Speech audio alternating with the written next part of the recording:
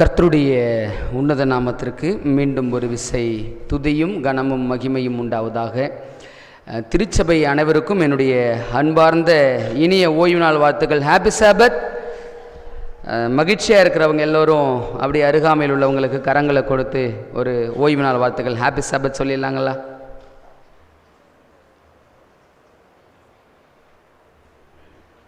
சந்தோஷம். பின்னாடி சாமியில் ஐயா தனியாக இருக்கிறாங்க. ஐயா ஓய்வு நாள் சதிப்பாங்க.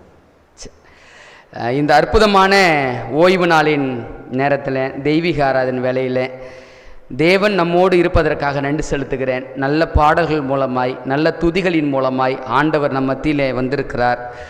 தேவ ஆவியானவர் நம்மோடு இருக்கிறார் என்ற நிச்சயத்தோடு இந்த செய்தியை நாம் தியானிக்க வேண்டும் என்று ஆசிக்கிறேன். இந்த உலகத்தில் இருக்கிற எல்லா மனிதர்களும் நாளுக்கு நாள் கற்றுக்கொண்டவர்களாகவே இருந்து கொண்டிருக்கிறோம். இந்த பூமியில் யாரும் முழுமையாய் கற்றவர்கள் என்று யாருமே கிடையாது. உண்மைதானங்க? எல்லாருமே ஏதோ ஒரு காரியத்தை இந்த உலகத்தில் ஒவ்வொரு நாளும் நாம் கற்றுக்கொண்டு தான் இருக்கிறோம்.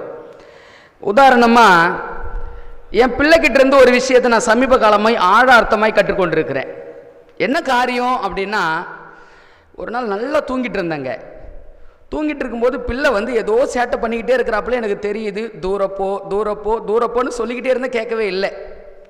நான் கையை வச்சு அடித்தேன் பாருங்க, கரெக்டாக காதில் பட்டுடுச்சு. குழந்தை அழ ஆரம்பிச்சிட்டாப்புல. சரி தூக்கி சமாதானப்படுத்தி வச்சுட்டு விட்டாச்சு. நான் அன்னைக்கு நைட்டு ஃபுல்லாக சரியாக தூங்கவே இல்லை. என் பிள்ளைகிட்ட என்ன விஷயத்தை நான் கற்றுக்கொண்டேன் அப்படின்னா, நான் ஏதோ தெரியாமல் ஒரு கை பட்டு அடித்தாச்சு. அடிச்சுட்டு அலைய ரொம்ப நேரம்லாம் அழகெல்லாம் இல்லை. அந்த ஒரு குறிப்பிட்ட ஒரு நிமிஷம் 2 நிமிஷம் அழுதுருச்சு. அழுதுட்டு தாடியில் முத்தம் கொடுத்துச்சு. நான் யோசித்தேன், மன்னிக்கிற குணம் குழந்தைகள் இடத்துல எவ்வளவா இருக்கிறது இல்லை. அப்போ நான் அதை சிந்திக்க ஆரம்பித்தேன். இந்த பூமியில் இருக்கிற எல்லா மனிதனும் ஏதோ ஒரு விதத்தில் கற்றுக்கொள்ள வேண்டியவனாக தான் இருந்து கொண்டிருக்கிறான்.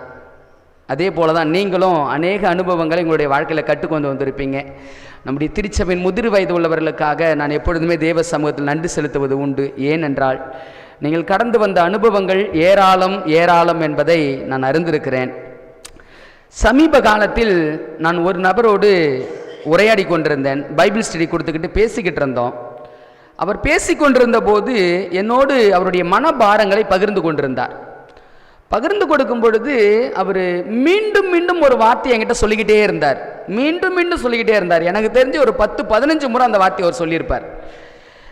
நான் ஒரு வசனத்தை அவரோடு பேசணும்னு முற்படுறேன்.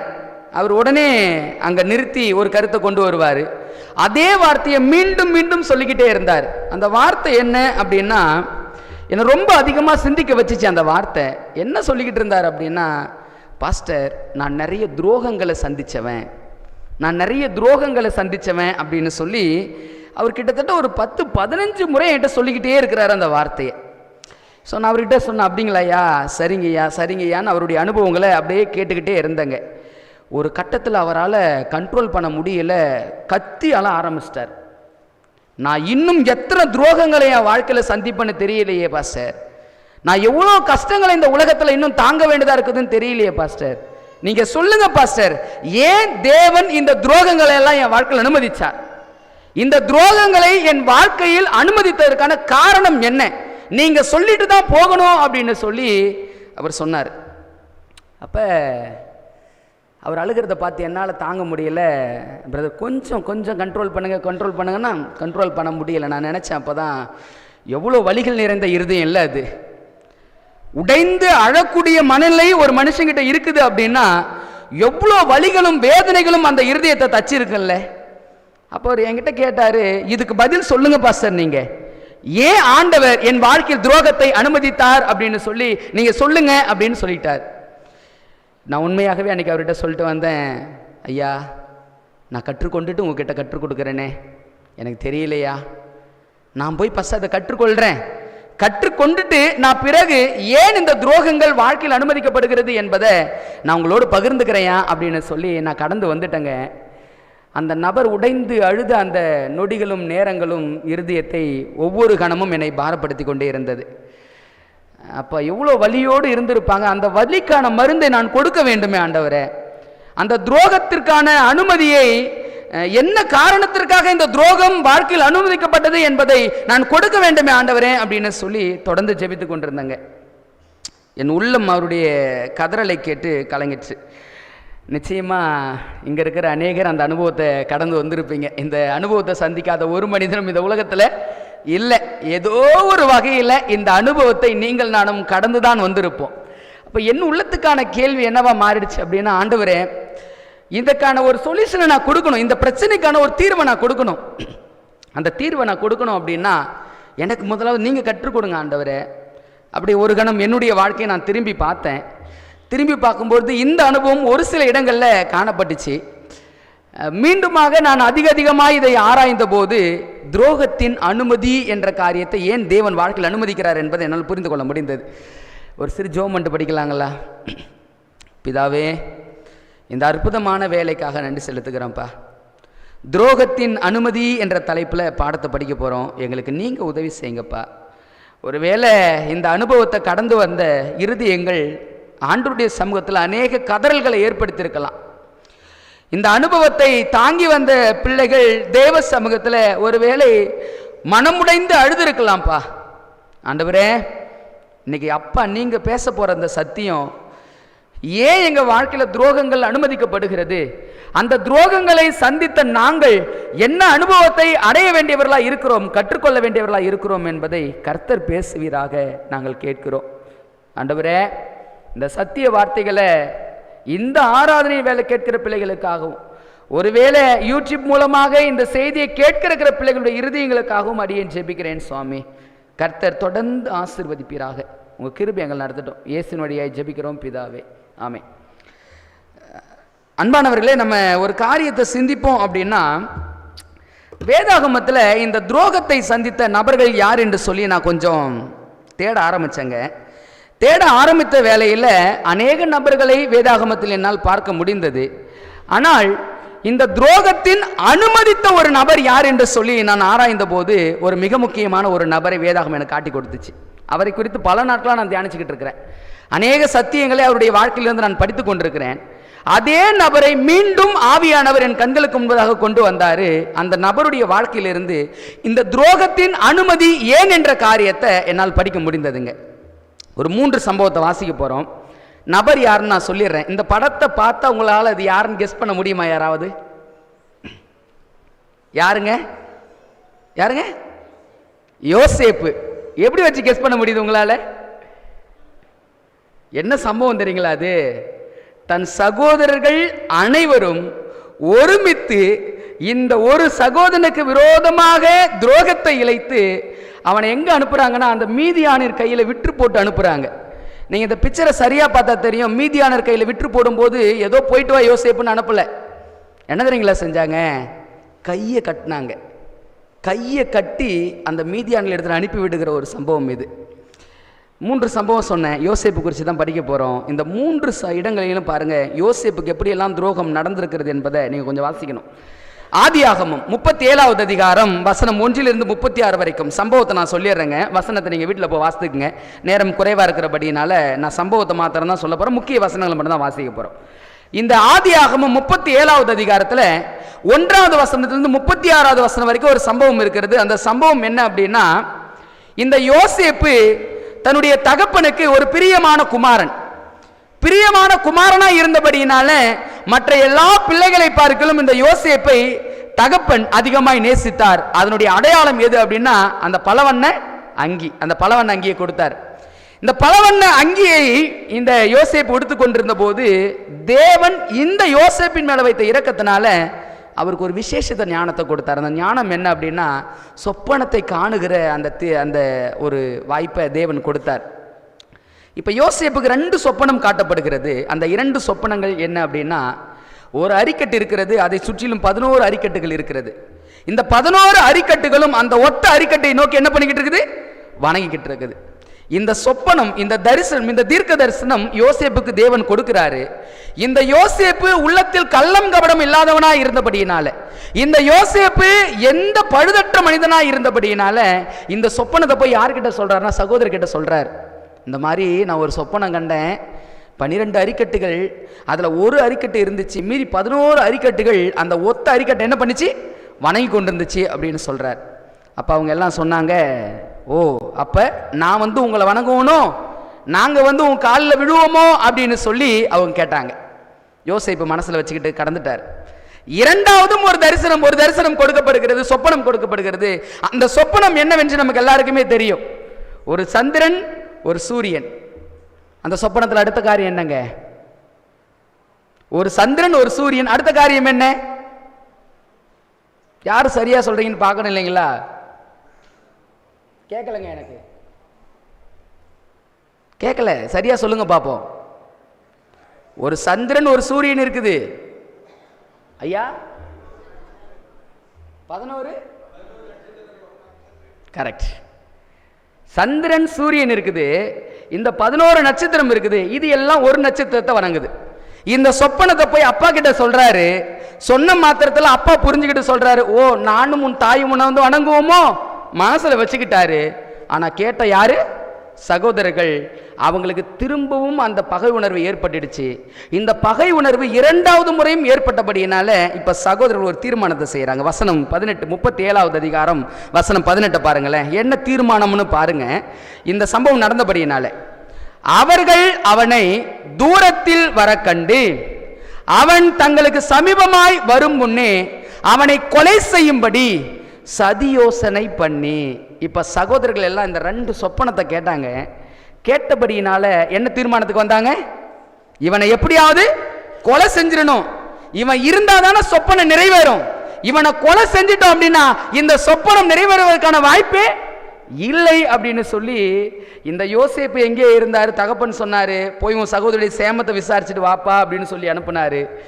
இந்த கள்ளம் கபட இல்லாத இந்த மனிதன் சகோதரருடைய சுக செய்தியை விசாரிக்கும்படியாக புறப்பட்டு வராரு.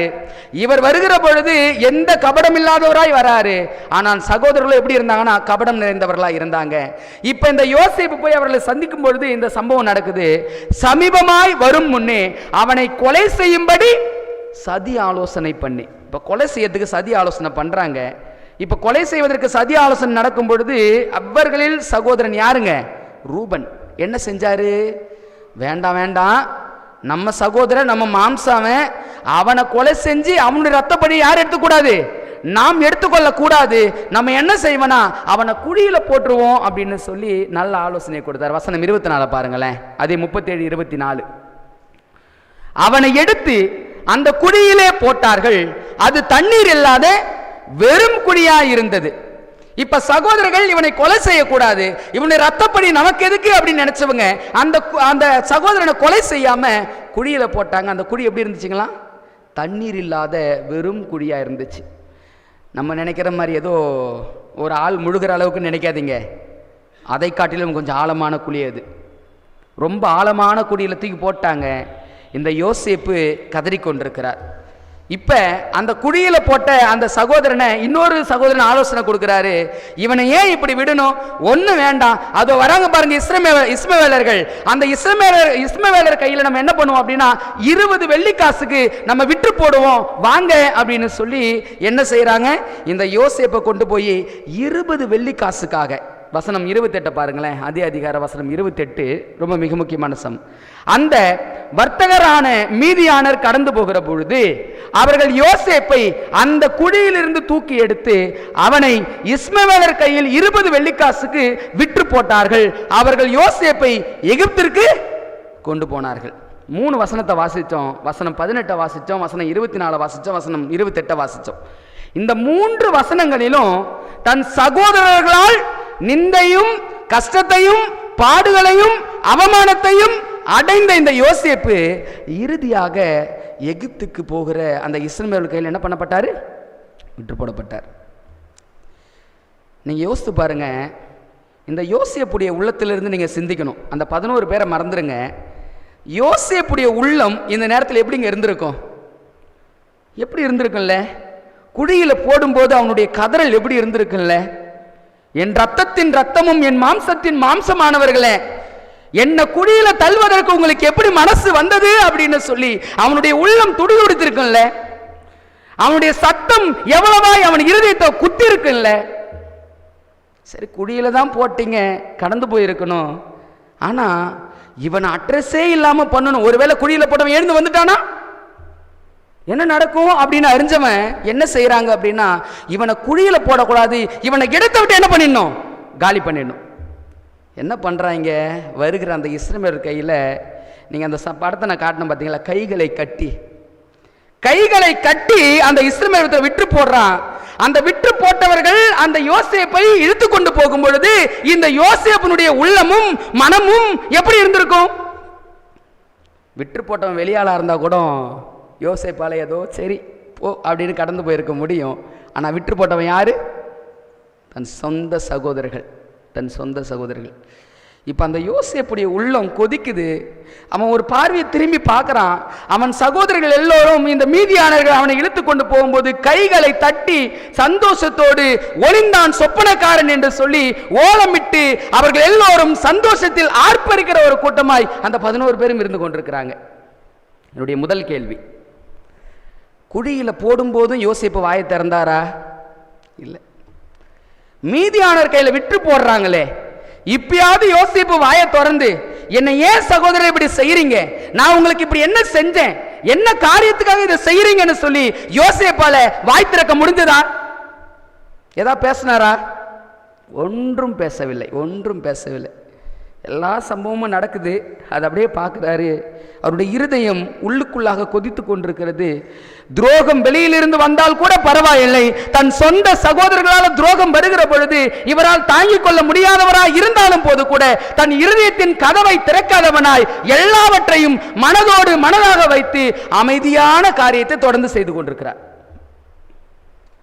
சரி, சகோதரர்களால் தான் துரோகம் வந்துருச்சு. இப்போ மீதியானர் எங்கே கொண்டு போயிருக்கிறாங்க? எகிப்து கொண்டு போயிட்டாங்க. எகிப்து கொண்டு போய் என்ன செய்கிறாங்க அப்படின்ற காரியத்தை கொஞ்சம் நம்ம பார்ப்போம் வாங்களேன். ஆதியாகமம் 39வது அதிகாரம். ஆதியாகமம் 39வது அதிகாரம். 39வது அதிகாரத்தில் வசனம் 1 23 வரைக்கும் இந்த சம்பவங்கள் இருக்கிறது. அந்த சம்பவத்தில் நமக்கு நல்லாவே தெரியும், எகிப்தில் யார்கிட்ட விற்று போட்டாங்க? போத்தியபார் வீட்டில் விற்று போட்டாங்க. இந்த போத்தியபார் வீட்டில் கொண்டு போய் சேர்க்கப்பட்ட இந்த யோசேப்பு அந்த வீட்டிற்கு உண்மையும் உத்தமமான ஊழியக்காரனை அவன் இருந்தான். கர்த்தர் அவனோடு இருந்தார், அவன் காரிய சித்தி உள்ள ஆனான் என்று வேதவசனம் சொல்லுது இல்லைங்களா? இந்த போத்தியபார் வீட்டுக்கு விரோதமாய் இவன் செய்த ஒரு காரியம் ஏதாவது உண்டு வேதம் சொல்லுதா? ஒன்றுமே இல்லை. அந்த போத்தியபார் வீட்டில் இந்த மனிதன் உண்மையும் உத்தமமாய் இருந்தபடியினால தன் எஜமானுக்கோ எஜமானுடைய வீட்டுக்கோ எந்தவித துரோகத்தையும் நினைவில் கூட நினைத்து பார்க்காத இந்த யோசேப்புக்கு 2வது துரோகம் நடைபெறுகிறது. அந்த 2வது துரோகம் சம்பவம் நம்ம எல்லாருக்குமே தெரியும். சம்பவம் என்ன? போத்தியபாருடைய வீட்டில் வேலை செய்து கொண்டிருந்தார். அந்த போத்தியபாருடைய மனைவி இவனை எப்படியாவது தீட்டுப்படுத்த வேண்டும் என்று சொல்லி மனதில் ஆலோசனை பண்ணினவளாய் அநேக முறை இவனை முயற்சி செய்து கொண்டே இருக்கிறார். ஆனா யோசேப்பு சொன்னாரு, என் தேவனுக்கு விரோதமாக நான் பாவம் செய்து இத்தனை பெரிய பொல்லாங்குக்கு நான் உடன்படுவது எப்படி அப்படின்னு சொல்லி அந்த பாவத்திற்கு அவன் உடன்படாதபடி அந்த அம்மா கிட்ட சொன்னாரு, என் எஜமா உங்களை தவிர இந்த வீட்டில் எனக்கு ஒன்றையுமே தள்ளி வச்சது எல்லாத்துக்கும் நான் அதிகாரி, நீங்க என் எஜமானுடைய மனைவி, உங்களிடத்துல நான் அப்படிப்பட்ட காரியம் செய்யல் ஆகாதுன்னு சொல்லி தன் வஸ்திரத்தை அவருடைய கையில விட்டு ஓடி போனவர் தான் யாரு? யோசேப்பு. பாருங்க, தவறு செஞ்சவனுக்கு ஒரு தண்டனை கிடைச்சா கூட சந்தோஷங்க. ஆனா தவறே செய்யாம ஒருத்தவன் சிறைச்சாலையில் இருக்கும்போது அவனுடைய உள்ளம் எவ்வளவு குமுறு இல்லை? தவறே செய்யாமல் ஒரு நபர் துரோகத்தை சந்தித்து தவறே இழக்காத ஒரு நபர் வேதனைகளை அனுபவிக்கும் பொழுது அவருடைய உள்ளம் எவ்வளவாய் பாதிக்கப்படவில்லை? செயலில் தூக்கி போட்டாங்க, சிறைச்சாலையில் இருக்கிறாரு. அந்த சிறைச்சாலையின் அனுபவம் இந்த யோசேப்புக்கு எப்படி இருந்திருக்குன்னு சிந்திச்சு பாருங்களேன். ஒருவேளை நீங்கள் நானும் சிந்திச்சு பார்ப்போம் இந்த சம்பவத்தை. நீங்கள் நானும் செய்யாத தவறுக்காக, நீங்கள் நானும் செய்யப்படாத குற்றத்திற்காக, நீங்கள் நானும் பேசாத ஒரு காரியத்திற்காக உங்களுக்கும் எனக்கும் தண்டனை கொடுக்கப்படுகிறது அப்படின்னா உங்களால என்னால சும்மா இருக்க முடியுமா? சும்மா இருக்க முடியுமா? என்னங்க செய்வோம்? பொங்கி எரிமலையை வெடிப்போம்ல. ஆனா சிறைச்சாலையில் அனுமதிக்கப்பட்ட இந்த யோசேப்பு ஒரு வார்த்தையும் பேசவில்லை. போத்தியபார் கிட்ட சொல்லி இருக்கலாம்ல, ஐயா உன் மனைவி எத்தனையோ முறை என்னை தீட்டுப்படுத்த வகை தேடினா, நான் தான் விலகி வந்தேன், உங்க மனைவி மேலதான் தப்புன்னு சொல்லி இவர் இந்த மனைவி அந்த மனைவியை குறித்து குற்றச்சாட்டு சொல்வதற்கான வாய்ப்புகள் வழிகள் இருந்துச்சா? எத்தனையோ இருந்துச்சு. ஏங்க வாயை கூட திறக்கல இந்த மனுஷன்? சிறைசாலையில் போட்டாங்க. அந்த சிறைசாலையின் அனுபவம் அவருக்குள்ளாக அதிகமாய் வருத்தத்தையும் வேதனையை கொடுத்தாலும் வாயை திறக்கவே இல்லை. செய்யாத குற்றத்திற்காக தண்டனையை கொடுத்த போது வாயை திறக்கவே இல்லை. பண்ணாத தவறுக்காக பழி சுமத்தப்படும் பொழுது வாயை திறக்கவே இல்லை. தன் சொந்த சகோதரர்கள துரோகத்தை அனுபவித்து அந்த காயங்களோடு வந்த இந்த யோசேப்புக்கு மேற்பட்ட ஒரு காயம் கொடுக்கப்படுகிறது. அந்த மேற்பட்ட காயத்திலேயாவது இவர் வாயை திறந்து பேசுவாரா அப்படின்னா பேசலை. சரி, ரெண்டாவது துரோகமும் நடந்துருச்சு, ஒரு வார்த்தையும் பேசவே இல்லை. இப்போ மூன்றாவது ஒரு துரோகமும் நடக்குது. அந்த மூன்றாவது துரோகம் என்ன அப்படின்னா, அங்கே ஒரு பானபத்திரக்காரன் வரான். அந்த பானபத்திரக்காரனுக்கு 2 பேர் இருக்கிறாங்க. அந்த 2 பேருக்கு ஒரு சொப்பனம் கொடுக்கப்படுகிறது. அந்த சொப்பனத்துக்கான அர்த்தம் தெரியாமல் குழம்பி கொண்டிருக்கிறாங்க. எந்த சிறைசாலையில் யோசேப்பு இருக்கிறாரோ அதே சிறைசாலை தான் யார் இருக்கிறது? இந்த 2 நபர்கள் இருக்கிறாங்க. இப்போ இவன் சொப்பனத்துக்கான அர்த்தம் தெரியாமல் குழம்பி போயிருக்கிற சூழ்நிலையில், குழம்பி ரொம்ப கஷ்டப்படுகிற சூழ்நிலையில் அந்த சொப்பனத்துக்கான விளக்கத்தை யாருங்க கொடுத்தது? சரி, வசனத்தை வாசிக்கலாங்களா? ஏற்கனவே இந்த சத்தியத்தை கொஞ்சம் நம்ம படிச்சிருக்கிறோம், இருந்தாலும் அந்த காரியத்தை நம்ம அறிந்து கொள்ள வேண்டியது அவசியமாக இருக்கிறது. ஆதியாகமம் 40வது அதிகாரம் வசனம் 14-15 பாருங்களேன். ஆதியாகமம் 40வது அதிகாரம், ஒரே நிமிஷம், வாசிங்க. நீ வாழ்வடைந்திருக்கும் போது என்னை நினைத்து என் மேல் தயவு வைத்து என் காரியத்தை பார்வோனுக்கு அறிவித்து இந்த இடத்தில் இருந்து என்னை விடுதலையாக்க வேண்டும். நான் எபிரேய தேசத்தில் இருந்து களவாய் கொண்டு வரப்பட்டேன். என்னை இந்த காவல் கிடங்கில் வைக்கும்படிக்கும் நான் இவ்விடத்தில் ஒன்றும் செய்யவில்லை. இந்த வார்த்தை எப்போ சொல்கிறாருன்னா, ஏதோ அந்த தவறு நடந்து சிறையில் அடைச்ச உடனேலாம் அவர் சொல்லலை. அவர் பல காலங்கள் கடந்து போகிறது, கடந்து போன மாத்திரத்தில் தான் சொல்கிறாரு. என்ன சொல்கிறாருன்னா, இப்போ நான் எபிரேய தேசத்துலேருந்து களவாய் கொண்டு வரப்பட்டவன், நான் களவாய் கொண்டு வரப்படுவதற்கு ஒரு தப்பையும் நான் செய்யலை. இன்னைக்கு சிறைசாலையில் நான் இருந்து கொண்டிருக்கிறேன், சிறைசாலையில் இருக்கிறதுக்கு நான் எந்த தப்பும் செய்யலை. நீ வாழ்வடைந்திருக்கும் போது, நீ போய் வெளியில போ, வாழ்வடைந்திருப்ப பாரு. அந்த வாழ்வடைந்திருக்கும் போது நீ யாரை நினைச்சுக்க, என்ன கொஞ்சம் நினைச்சுக்க அப்படின்னு சொன்னாங்க. நமக்கு எல்லாருக்கும் இந்த சம்பவம் தெரியும். இந்த பானபத்திரக்காரன் யோசேப்பை நினைத்தானா? ஒரு வாக்கு கொடுக்கப்பட்டு அந்த வாக்கு நிராகரிக்கப்பட்டு துரோகம் ஏற்படுகிறது. இந்த நேரத்தில் கூட யோசேப்பு தன் வாயை திறக்கவே இல்லை. நீங்க சிந்திச்சு பாருங்களேன். முதல் துரோகம் தன் சொந்த சகோதரர்களால் ஏற்படுத்தப்பட்டது. இரண்டாவது துரோகம் போத்திபார் மனைவியால் ஏற்படுத்தப்பட்டது. மூன்றாவது துரோகம் தன்னிடம் இருந்த உதவியை பெற்றுக்கொண்ட ஒரு மனிதன் அந்த உதவியை மறந்து கொடுத்த வாக்கை காப்பாற்றாமல் போனதுனால அங்கு மூன்றாவது ஒரு துரோகம் ஏற்படுகிறது. இந்த 3 துரோகங்களையும் ஒன்று கொன்றாக வைத்து சிந்திச்சு பாருங்க.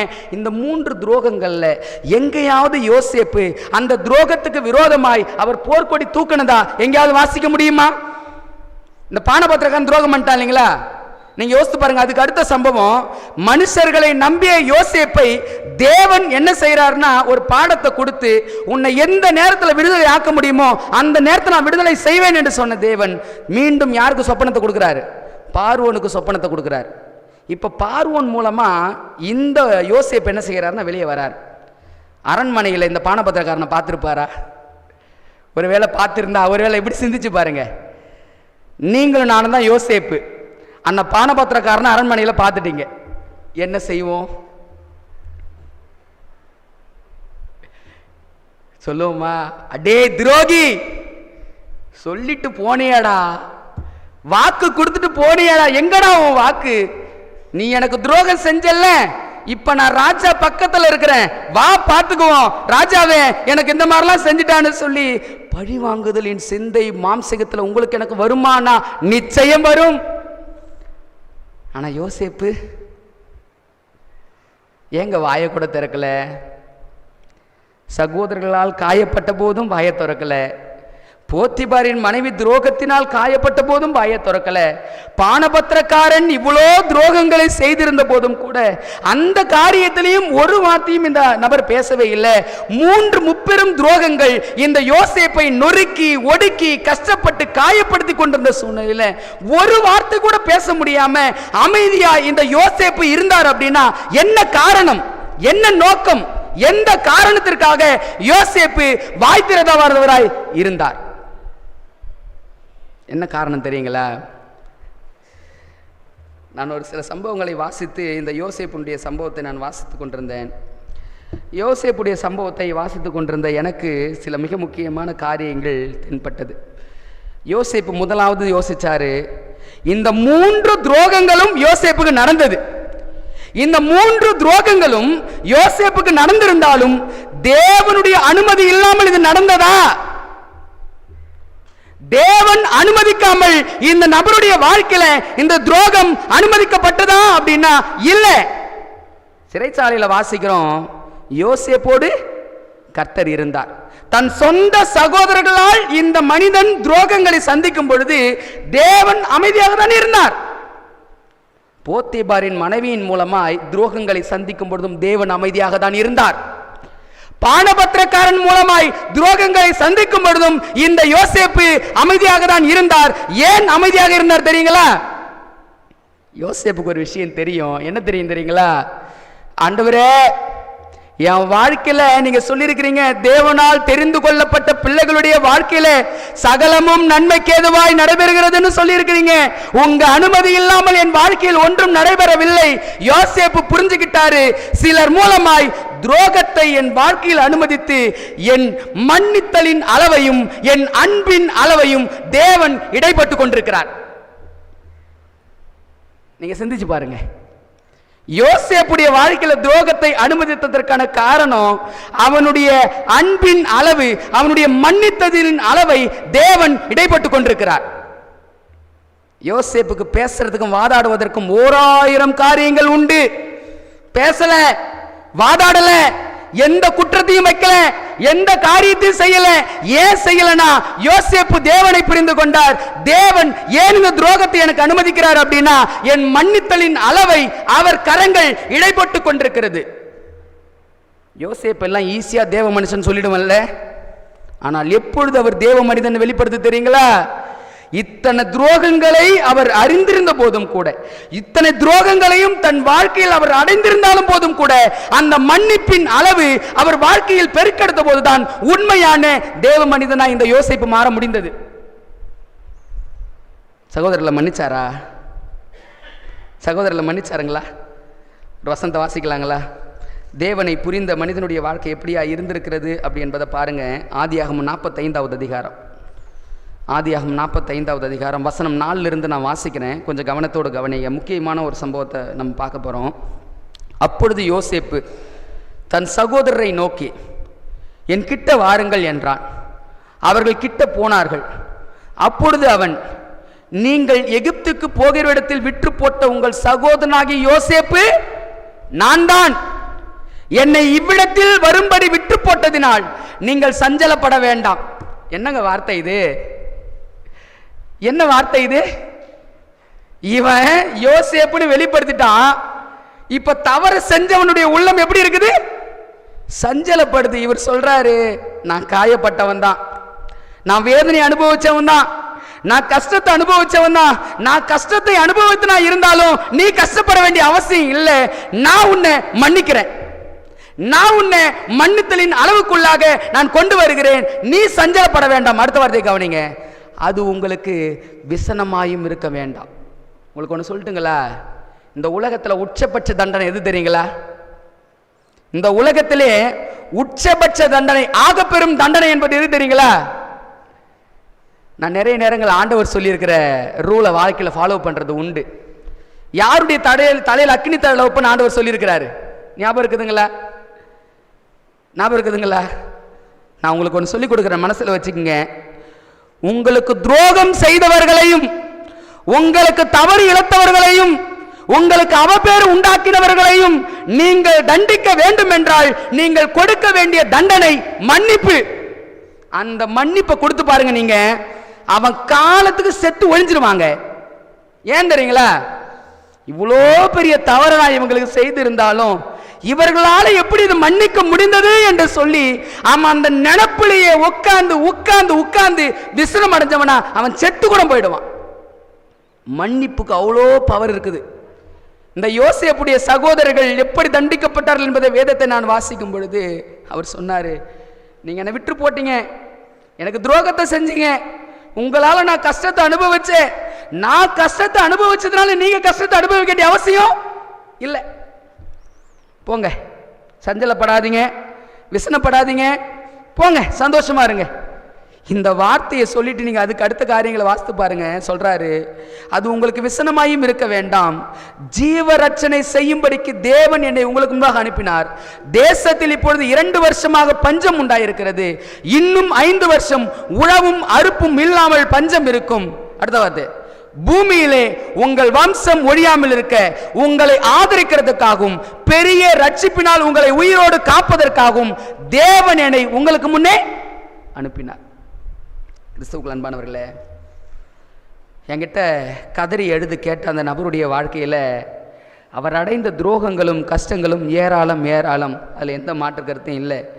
ஆனால் ஏன் தேவன் துரோகங்களை அனுமதித்தார் அப்படின்னு சொல்லி நான் பார்க்கும் பொழுது, சிலர் மூலமாய் துரோகங்களை அனுமதித்து என் மன்னிப்பின் அளவை அளந்து பார்க்கிறார் தேவன். சிலர் மூலமாய் பகையை அனுமதித்து என் பழிவாங்குதலின் சிந்தையை தேவன் அளந்து பார்க்கிறார். சிலர் மூலமாய் கசப்புகளை என் வாழ்க்கையில் அனுமதித்து என் அன்பின் தரத்தை தேவன் அளந்து பார்க்கிறார். இந்த 3 காரியத்தை நீங்க சிந்திச்சு பாருங்க. சிலர் மூலமாய் நஷ்டத்தை அனுமதித்து என் பொறுமையின் காரியத்தை தேவன் அளந்து பார்க்கிறார். ஏன் துரோகம் அனுமதிக்கப்படுகிறது அப்படின்னா, நம்முடைய மன்னித்தலின் அளவு எவ்வளவு என்பதை தேவன் பார்த்து கொண்டே இருக்கிறார். ஏன் பகை அப்படின்னா, அந்த பகையில நாம் எவ்வளவாய் பகை உணர்வு உள்ளவர்களா இருக்கிறோம் என்பதை யோசிப்பதற்காக தேவன் அதை சில நேரங்களில் வாழ்க்கையில் அனுமதிக்கிறார். சிலர் மூலமாய் கசப்புகளை தேவன் அனுமதிப்பதற்கான காரணம் என் அன்பின் தரம் என்ன என்பதை இந்த உலகம் அறிந்து கொள்ள வேண்டும், தேவனும் அறிந்து கொள்ள வேண்டும் என்பதற்காகவே தேவன் இவைகளை அனுமதிக்கிறார். அன்பானவர்களே, ஒருவேளை யோசேப்பை போல நீங்களும் நானும் துரோகத்தை சந்தித்து வந்திருக்கிறோமா? யோசேப்பை போல நீங்கள் நானும் பழி சுமத்தப்பட்டவர்களாய் துரோகங்களை சந்தித்திருக்கிறோமா?